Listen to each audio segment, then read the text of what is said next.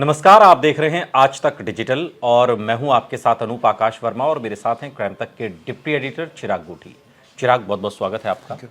और एक खबर है राजस्थान के श्रीगंगानगर से, और खबर ऐसी है कि जो आमतौर पर जो चिराग कहते हैं कि हम कोई अगर क्राइम हो जाए या हम पीड़ित हों तो हम अपनी शिकायत लेकर पुलिस के पास जब जाएं तो इस उम्मीद से जाते हैं कि पुलिस हमारे साथ न्याय करेगी। लेकिन श्रीगंगानगर में ये जो खबर निकलकर सामने आई है जिसमें ननद और भाभी दोनों की जान चली गई, खुदकुशी के लिए उन्हें मजबूर होना पड़ा, इस तरीके से ये पूरा मामला सामने आया है और इसमें वजह बना है पुलिस डिपार्टमेंट।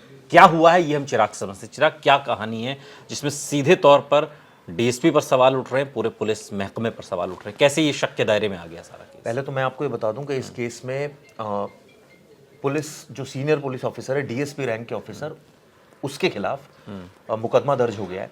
कहानी क्या है? कहानी ये है कि दरअसल श्री गंगानगर का जो जिला है राजस्थान का, वहाँ पर एक जगह है सूरतगढ़, उसका एक थाना है राजियासर थाना। अच्छा। यहाँ पर एक गाँव है सांवलसर। 3 महीने पहले यहाँ 2 लड़कियां थी, जो एक ननद है एक भाभी है। एक का नाम, लड़की का नाम हम रिवील नहीं करेंगे। उसके 3 युवक उसको लगातार परेशान कर रहे थे और उसका नंबर मांग रहे थे। उसने अवॉइड किया बहुत टाइम, लेकिन वो समहाउ उन्होंने मैनेज कर लिया नंबर। और उसके बाद वो उससे मिलने लगे, उससे जोर जबरदस्ती करने लगे और ये भी आरोप है कि उन्होंने बलात्कार किया। अच्छा। ये बात, और उसकी कुछ पिक्चर्स बना ली और उसकी कुछ वीडियोस बना ली और उसको ब्लैकमेल करते रहे कि अब ये हम सार्वजनिक कर देंगे, और उसके बाद भी उसके साथ लगातार बलात्कार करते रहे। ये बात उसने अपनी भाभी को बताई, आभा को, कि भाई ऐसे ऐसे मेरे साथ हुआ है। उस समय परिवार के सदस्यों ने ये कहा जाए कि भाई, और ये कहा, उन आरोपियों ने कहा कि अब तो हमने तेरे साथ ही किया, अब हम हमारी दोस्ती अपनी भाभी से करा।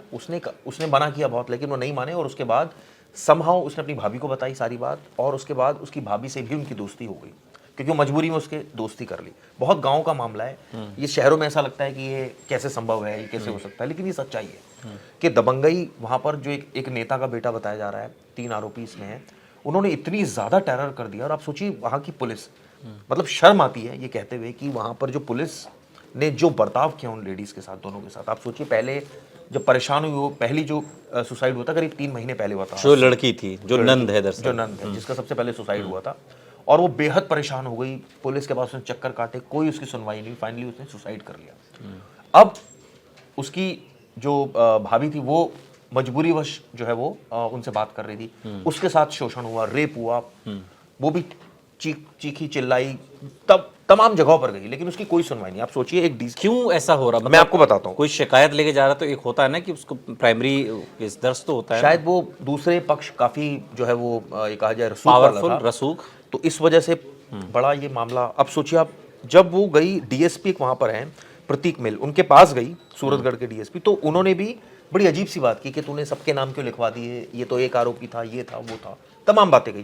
पहली जो लड़की जब मरी थी वहां भी मुकदमा हुआ था, लेकिन कोई अरेस्टिंग नहीं थी। अब जब दूसरा ये अभी वो मिलने गई, आप सोचिए, वो लड़की जो उसकी भाभी थी वो इतनी परेशान हो गई, पुलिस के पास गई, चक्कर काटे उसने, जब कुछ भी नहीं हुआ तो फाइनली उसने भी सुसाइड कर लिया। और सोचिए उस लड़की ने पहले हमारे चैनल को बात की, हमारे चैनल से, हाँ, और उसने बताया कि ऐसे ऐसे मैं तमाम जगहों पर जा चुकी हूँ, मेरी कोई सुनवाई नहीं हो रही है, पुलिस कुछ नहीं सुनने को तैयार है। और उसने, अब वो गई इस उम्मीद से डीएसपी के पास कि शायद उसकी कोई सुनवाई होगी, शायद डीएसपी कोई ऑर्डर करेंगे। ये होता ही आमतौर पे यही ना, जब थानों से बात नहीं होती। महिलाएं, कोई ऐसा नहीं कि कोई पुरुष है जो जा रहा है जिसकी कोई सुनवाई नहीं हो रही, कोई सुनवाई नहीं हुई। बड़ी शॉकिंग इंसिडेंट। और आप सोचिए वो जो भाभी थी उसने भी खुदकुशी कर ली परसों, और ये लिख के खुदकुशी की कि मेरा कोई जो है वो सुनवाई नहीं कर रहा है। परिवार बेहद आहत है। जो पहली उसकी जो ननद थी, उसके 2 बच्चे हैं छोटे छोटे, और लिटरली इतनी मार्मिक कहानी है। और अब जाकर प्रशासन में हड़कंप मचा। तो प्रशासन कैसे उसका सांप सूंघा हुआ था, या हाथ पर कैसे, जब इतना बड़ा क्राइम अगर हो रहा है किसी महिला के साथ, वो फरियाद भी लेकर जा रही है, तो वो लोग कैसे मना कैसे कर सकते हैं? मतलब ये समझ में नहीं आ रहा। देखिए, कहा जा रहा है कि रसूख है। अब रसूख के आगे पुलिस घुटने टेक देती है कई बार, और इस केस में भी ये लगा। और सबसे बड़ी बात अनु भाई इसमें यह है कि अगर परिवार टाइमली मीडिया में चला जाता, या परिवार, क्योंकि गरीब परिवार है तो लेकिन ज्यादा पता नहीं था उनको। जो भाभी थी उस लड़की की, उन्होंने तो आज तक से भी बात की थी। लेकिन आप सोचिए तब क्या तक कहा था उन्होंने जब? यही बात मैंने वो पूरी उनकी कॉन्वर्सेशन सुनी, यही उन्होंने कहा कि हम पुलिस के पास गए। आप सोचिए डीएसपी रैंक के ऑफिसर का ये रवैया है कि वो ये कह रहा है कि तुम सबका नाम क्यों लिखवा रही हो? भाई रेप उसके साथ हुआ है, उसको पता है किसने रेप किया, वो पूरी कहानी बता रही है लड़की। उससे इस तरह आप सोचिए, उससे सवाल क्या पूछे जा रहे हैं? उससे सवाल ये पूछे जा रहे हैं कि तुम तैयार क्यों हो गई? अगर कोई कर रहा था तो तुम्हें उस समय विरोध करना चाहिए था।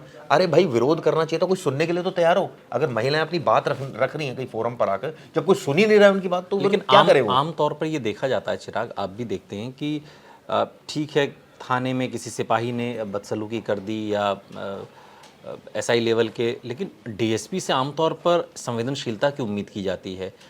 यहाँ पर ये क्यों नहीं दिख रहा?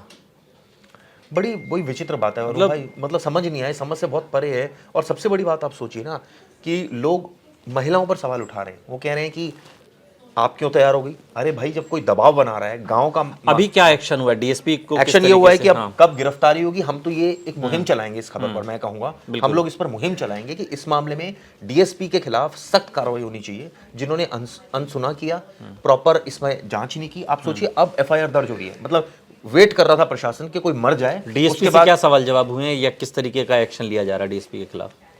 मुझे तो लग रहा है कुछ भी नहीं लिया जा रहा है। एक एफआईआर में उनका नाम डाल दिया गया है, उसके अलावा कुछ नहीं किया गया। आप एक बताइए कि अगर कोई इस तरह की संगीन, क्या आरोप लगे हैं इनके ऊपर? आरोप सीधा सीधा आत्महत्या के लिए उकसाने का लगा है कि आपने किसी लेडी को मतलब ऐसा बोल दिया कि वो, आप सोचिए उसी दिन उसने सुसाइड किया जिस दिन वो मिलकर आई है सुबह, और शाम को उसने सुसाइड। तो उसको लगा ना कि अब मेरी कोई सुनने वाला नहीं है, मैं डीएसपी के पास चली गया, मैं कहाँ जाऊँ? प्रधानमंत्री के पास जाऊँ? ऐसा तो नहीं होगा ना। और गरीब आदमी या औरत कहाँ जाएगा? आप दूसरी बात सुनिए इसका पहलू। लोग, मैं बड़ा अचंभित हो रहा था कि महिलाओं पर सवाल उठा रहे हैं कि आप जो है वो कैसे कोई ऐसे पकड़ के ले जा सकता है, आप विरोध करना चाहिए था। लेकिन अरे भाई दबंगई इसी को तो कहते हैं। डीएसपी का नाम ठीक है एफआईआर में डाल दिया उकसाने के, लेकिन आमतौर पर हम देखते हैं इंटरनल इंक्वायरी में कुछ बड़े अधिकारी बड़े आराम से निकल जाते हैं थोड़े समय के बाद।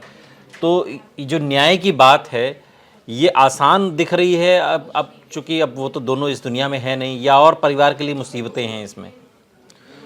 देखिए अब मुसीबतें बढ़ गई है परिवार की। क्यों? क्योंकि आप देखिए पहले परिवार की एक महिला ने खुदकुशी की, फिर उसकी फरियाद नहीं सुनी गई तो उससे परेशान हो गई दूसरी महिला, वो भी सेम शिकार हुई, सेम आरोपियों का। मतलब आप सोचिए कि 3-4 महीने आरोपियों के खिलाफ कोई कार्रवाई नहीं हो रही है, और यही तो उनका दुस्साहस बढ़ रहा है। और दुस्साहस इस लेवल तक बढ़ गया कि वो जो है वो बिल्कुल उनको डर ही नहीं है कानून का, पुलिस सपोर्ट नहीं कर रही। जिन लोगों के नाम लिए थे उन दोनों महिलाओं ने, उनके ऊपर क्या एक्शन हुआ है? देखिए एक शिवचंद है, एक लालचंद है, एक अशोक है, ये 3 आरोपी थे। इसमें तीनों को गिरफ्तार कर लिया गया है। लेकिन आप सोचिए गिरफ्तार तो ठीक है कर लिया, लेकिन महिला तो की डेथ हो गई ना, और उसके बाद आपने अब एक मुकदमा दे दिया आत्महत्या के लिए उकसाने का।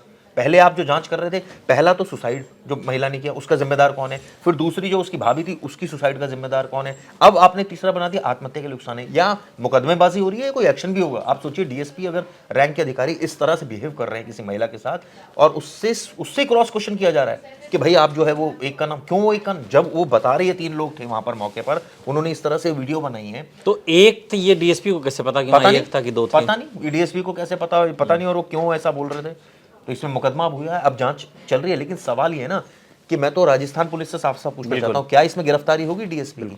क्या पुलिस इसमें एक्शन लेगी? एक्शन लेगी तो जाहिर तौर पर। लेकिन सबसे बड़ी बात यह है अनु, जिस दिन वो मीडिया से बात कर रही है, वो रात में खुदकुशी कर रही है, और उससे पहले वो मिलकर आ रही है डीएसपी से। तो मतलब आप सोचिए एक लेडी कितना हताश हो गई इस सिस्टम से, पुलिस से, कि उसको लगा कि अब तो सारे दरवाजे बंद है, मैं गरीब औरत है, परिवार में कोई पहुंच नहीं है, और दूसरे दबंगई करे जा रहे हैं। और आप सोचिए वीडियो क्लिप बनाए जा रहे हैं, धमकाए जा रहे हैं, रेप किए जा रहे हैं महिला का, बार बार किए जा रहे हैं रेप। तो ये तो मतलब अनएक्सेप्टेबल। अब कार्रवाई जरूर कर रही है, मुझे लगता है प्रशासन को और सख्त कार्रवाई इसमें करनी चाहिए। इसी के लिए महिला थानों की स्थापना की परिकल्पना की गई थी, और लेकिन उसके बावजूद भी अगर महिलाओं के साथ इस तरीके से हिंसा होती रहे, और प्रशासन के पास एक तो ज़्यादातर केस पहुंचते नहीं हैं, कुछ महिलाएं अगर हिम्मत करके शासन प्रशासन से न्याय की गुहार लगाएं, उनके साथ इस तरीके की बदसलूकी हो, तो फिर ऐसे सिस्टम पर अपना माथा पीट लेने को जी चाहता है। बहुत बहुत शुक्रिया चिराग इस तमाम जानकारी के लिए आपका। यहाँ रुक रहे हैं लेकिन आप कहीं जाइएगा नहीं, बने रहिए हमारे साथ, देखते रहिए आज तक डिजिटल।